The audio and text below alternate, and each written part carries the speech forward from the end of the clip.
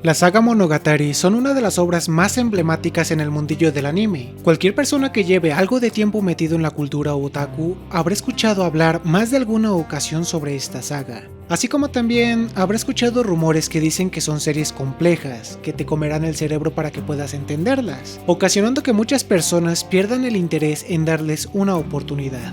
Monogatari es extraño. Utiliza medios diferentes al resto de animes para contar su historia. Por ejemplo, se aprovecha de conversaciones largas sobre temas importantes que terminan convirtiéndose en charlas banales a mitad del camino y en las cuales posiblemente no hayas extraído la información relevante que necesitas para armar el rompecabezas de la trama. Si a esto le sumas que las conversaciones en Monogatari están bañadas de modismos y referencias a la cultura nipona, más el hecho de que posiblemente el traductor interpretó de manera equívoca alguna frase importante de la conversación, más el hecho de que la adaptación animada omitió algunos comentarios o escenas puntuales que te dejan sin piezas vitales para entender la trama, no es de extrañar que te pierdas en este mar de pláticas. Pero tranquilo, esta saga no es tan difícil de entender como te quieren hacer pensar. Lo único es que necesitas concentrarte plenamente en lo que está en pantalla para entender el desarrollo de la historia. No es como en otros animes en donde los puedes disfrutar aun cuando tus pensamientos están vagando en la bella sonrisa de tu waifu. Y aún así, ver esta saga es una experiencia magnífica que vale completamente la pena entenderla de la A a la Z.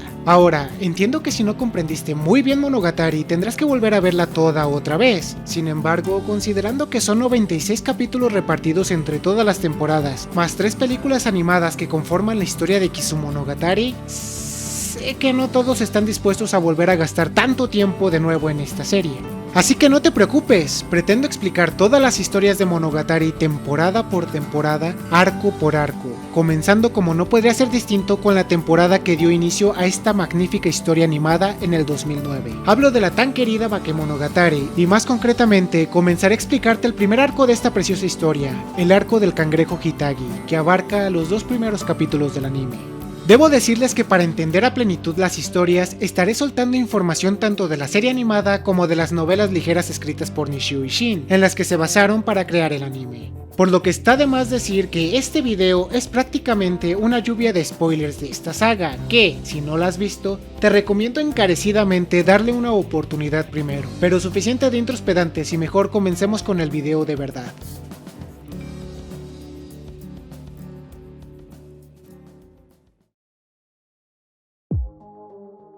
Bakemonogatari, traducida al español como Historia de Monstruos, se estrenó el 3 de julio del 2009, comenzando con el arco de Cangrejo Hitagi. Para entender no solo esta historia, sino también la del resto de arcos de toda la saga, es importante tener siempre presente la regla dorada de este universo, pues en Monogatari series, toda leyenda y creencia popular sobre cualquier entidad existe en el mundo, y estos se pueden manifestar e interactuar con y ante las personas como fenómenos denominados excentricidades. Aunque estas excentricidades, por más poderosas o increíbles que sean, están limitados a actuar y comportarse de acuerdo a los lineamientos de su propia leyenda. Es decir, pongamos el ejemplo de un vampiro. Por más letal e inmortal que un vampiro sea, este no podrá exponerse a la luz del sol porque se desintegraría al instante. Así como también sería especialmente débil contra cruces de plata y talismanes de ajo. Y todo esto debido a las leyendas populares que se han contado sobre estas criaturas. En otras palabras, las excentricidades existen porque la gente cree en ellos, y estas excentricidades actúan y se comportan de la forma en que la gente piensa que se deben comportar, y tienen las debilidades y fortalezas que la misma gente piensa que deben tener. Dejando clara esta ley del universo Monogatari, hablemos un poco de nuestro protagonista Araragi Koyomi, quien es una persona que sufrió el ataque de una hermosa vampiro, el cual terminó con él adquiriendo una semi-inmortalidad junto a otra serie de efectos físicos que iremos detallando en arcos posteriores. Por ahora, lo único que quiero que tengan presente es que Koyomi Oni-chan, tras su encuentro con el vampiro, terminó convirtiéndose en un ser semi-inmortal, cuya característica principal a resaltar es que su cuerpo cura cualquier herida por mortal que pueda ser en cuestión de segundos.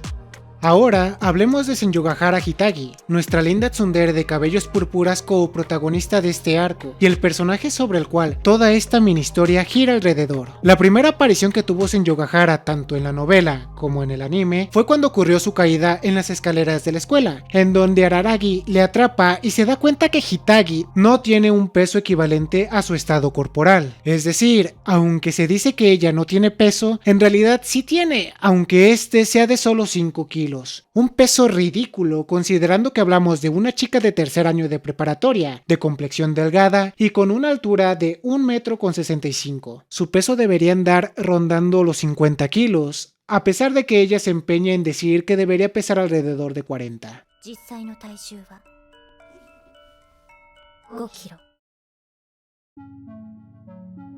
Y es que Senyogahara se encontró con una excentricidad en el pasado, más concretamente con un cangrejo que le robó el peso durante el periodo vacacional que ocurre tras concluir la secundaria y justo antes de entrar a la preparatoria. Hitagi, a pesar de que se presenta en el anime de una forma violenta, siempre estando a la defensiva y usando frases y palabras hirientes hacia los demás, ella también es descrita como un personaje callado, solitario y muy enfermizo. Además, en la novela se enfatiza el hecho de lo solitaria que era Senyogahara, ya que ella se excluía de cualquier evento social o escolar y formaba una barrera ante los demás al siempre estar concentrada en un libro. Sin embargo, Gahara no siempre fue así. Conversando con Hanekawa, se nos desvela que ella y Hitagi asistieron a la misma secundaria, y en esa época Senyogahara era casi lo opuesto a su forma de ser actual. Es decir, era muy popular, estando todo el tiempo rodeada de personas, y por encima de todo, ella era muy atlética, siendo incluso la mejor corredora del club de atletismo en su escuela. O sea que existe una gran diferencia en la cuestión de salud entre la Hitagi de ahora, que se la pasa asistiendo a la enfermería y citas médicas al hospital, con la Gahara de hace más de 3 años, quien era lo suficientemente saludable para ser la mejor competidora de un club deportivo. Para entender la historia de este arco es muy importante tener en cuenta que Hanekawa habla de que conoció a Hitagi en la secundaria, es decir, que ella no sabe nada de la Senyogahara anterior de esa época. Dato que puede ser muy tonto, pero esta historia cobra sentido cuando metemos los acontecimientos importantes en cada una de las épocas temporales correspondientes. Después ocurre el encuentro lleno de violencia por parte de Hitagi hacia Koyomi, donde gracias a su recuperación inhumana, la herida provocada por la grapa de Senyogahara sana rápidamente, lo cual servirá como prueba a Araragi para demostrarle a la tsundere que él la puede llevar con alguien que le ayudará a resolver el problema. Por cierto, me gustaría apuntar que en la novela se hace referencia a que Araragi no es la primera persona en la escuela que descubre el secreto de Senyogahara, y que ella utilizó los mismos métodos que usó con Koyomi para silenciarlos. Esto no aporta nada a la historia, pero sí refuerza la postura tan defensiva que tenía Hitagi por su situación. Pasemos entonces a lo verdaderamente importante, los 3 eventos más significativos para entender este arco. Comencemos hablando de que la madre de Hitagi se unió y se embobó con un culto religioso, un culto que no solo hizo empobrecer a toda la familia, sino que además hizo que generaran deudas enormes y provocó la separación de la familia de Senyogahara. Aquí comienzan los problemas al entender la serie, y es que, dependiendo de la traducción, se puede entender que la mamá de Hitagi se unió al culto después de ver que su hija había perdido casi por completo su peso corporal, pero esto no es así. ¿Recuerdan que les dije que Gahara era muy animada en la secundaria según las palabras de Hanekawa? Pues resulta que la linda pelimorada, cuando era más niña, sufría de una enfermedad prácticamente mortal, una enfermedad que se agravó cuando cursaba el 5º grado de primaria. El problema era tan fuerte que requería de una cirugía, la cual incluso los doctores no le daban más del 10% de probabilidades para que Hitagi fuera a sobrevivir. Obviamente, desesperada por la situación, su madre buscó opciones alternas, y fue así como se encontró con el extraño culto de brujería.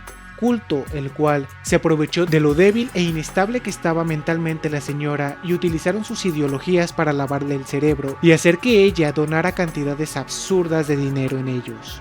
Por cierto, nunca se especificó qué enfermedad sufría Gahara, solo se deja claro que era una enfermedad muy potente. Para bien o para mal, la linda Loli salió exitosa de la operación y comenzó una rápida recuperación, pero esto solo provocó que la fe en el culto por parte de la madre de Senyogahara se hiciera más y más fuerte y que continuara gastando más dinero y tiempo con ellos, lo que eventualmente provocó que los lazos familiares entre ellos se fuera disolviendo lentamente.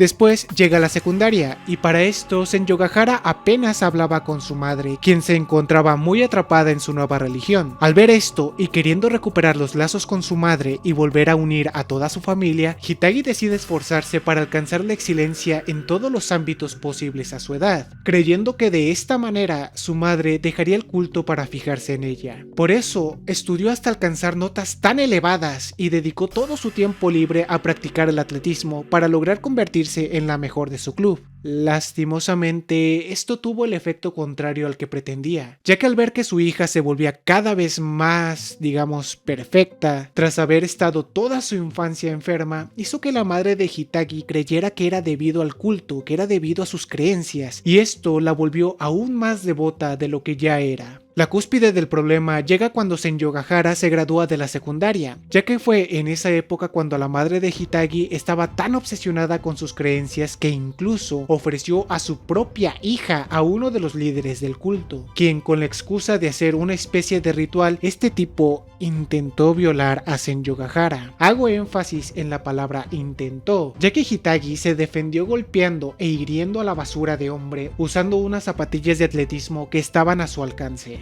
Total, toda esta experiencia generó muchos líos mentales hacia Hitagi, ya que por una parte ella se sentía traicionada al saber que su madre la ofreció sin su consentimiento y que encima de todo ella no le ayudó cuando el tipo intentó abusar de ella, y por otra parte este fue el evento que detonó la frágil situación familiar en la que ya se encontraban, ya que penalizaron fuertemente a su madre por haber herido a uno de los líderes, sumiéndolos aún más en la deuda, y por encima de todo fue lo que hizo que el padre de Hitagi decidiera divorciarse de su madre. Senjogahara sufría una mezcla de emociones terribles. Sentía rencor hacia su madre por todo lo que la había hecho vivir, pero al mismo tiempo sentía culpa. Se sentía culpable porque, para empezar, debido a su enfermedad, su madre se unió al culto. También se sentía responsable de que, debido a su intento de ser una hija ejemplar, lo único que provocó fue que su madre se hiciera aún más devota a este culto. Y por supuesto, también pensaba que por haberse defendido, hizo que su madre se metiera en más problemas y que su familia terminara desintegrándose por completo, dejándola con el abandono de su madre y una deuda de millones y millones de yenes que su padre, a una fecha presente del desarrollo de la historia, no ha sido capaz de pagar.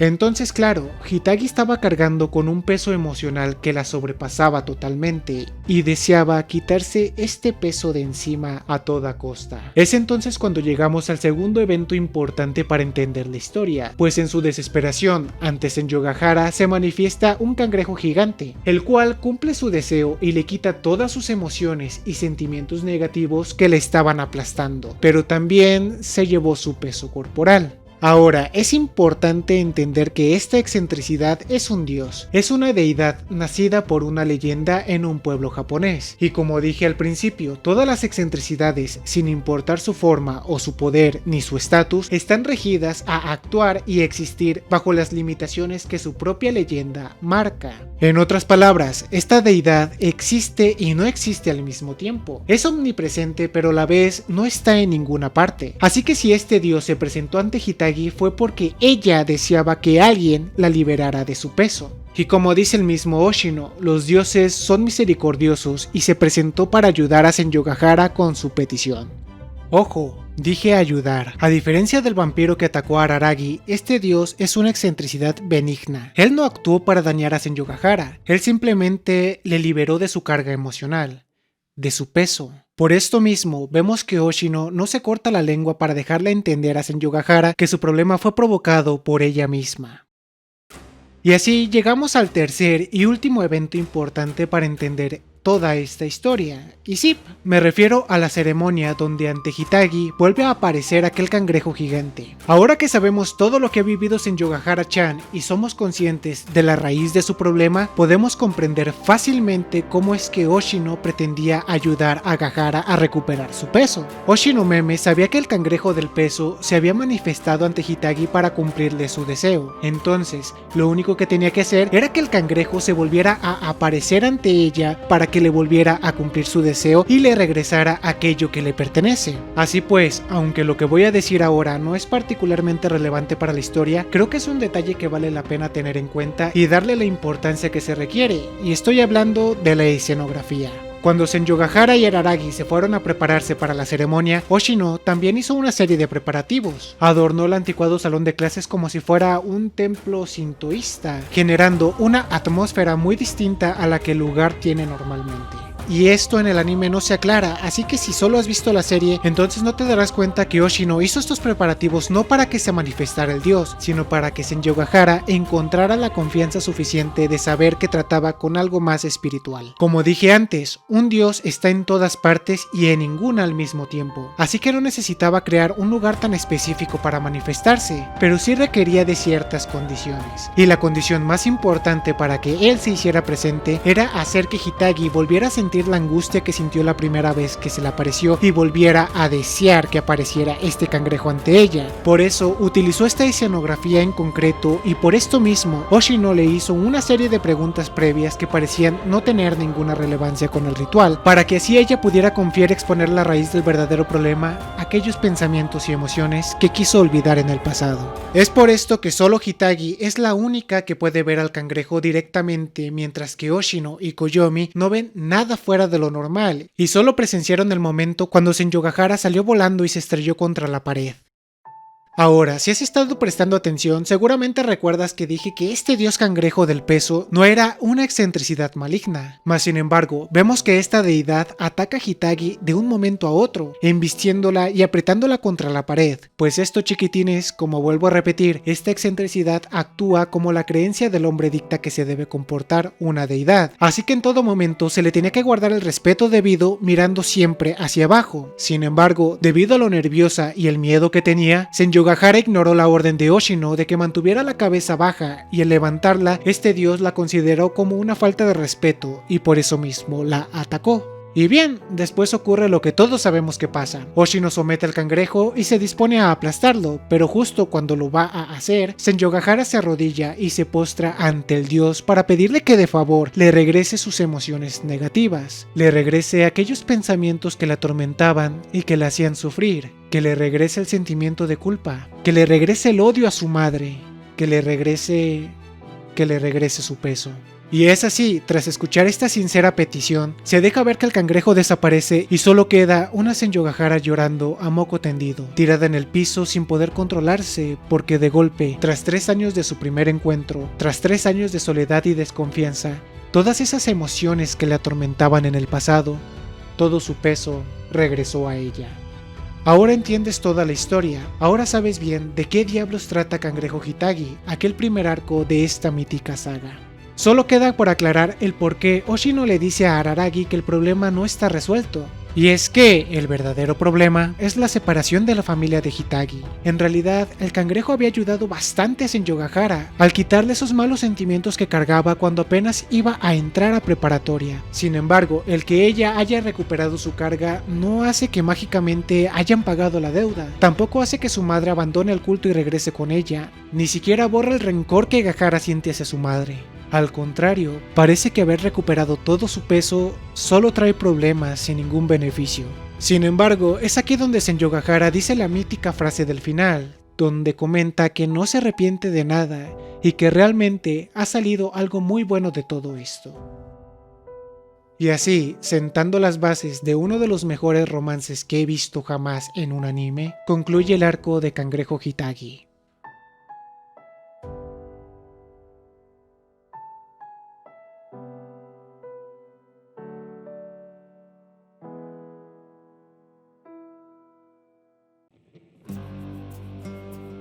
Soy perfectamente consciente que estos videos no van a tener nada de repercusión. Si llegamos a las 100 reproducciones me doy por bien servido, pero me hace mucha ilusión hablar de una de mis sagas favoritas y aportar mi granito de arena a esta gran historia, ya que he visto que hay videos que explican Monogatari en general, pero ninguno que se detenga a explicar cada uno de los arcos de manera independiente. Sinceramente no espero mucho impacto de aquí, sin embargo me hace mucha ilusión continuar con este proyecto. Eso sí, hay que decirlo, este es el primer arco, el que menos repercusión tiene en toda la historia general, el más fácil de entender y el más sencillo de explicar, así que intentaré hacer los siguientes videos de Monogatari más digeribles pero sin saltarme a los aspectos más importantes. Así pues, será mejor que me vaya despidiendo, pero no sin antes recordarte que tomes mucha agua a diario, duermas las horas recomendadas, hagas ejercicio todos los días, reduzcas tus niveles de estrés y te alimentes sanamente. Te mando un fuerte abrazo virtual, te deseo mucho éxito. Saludos.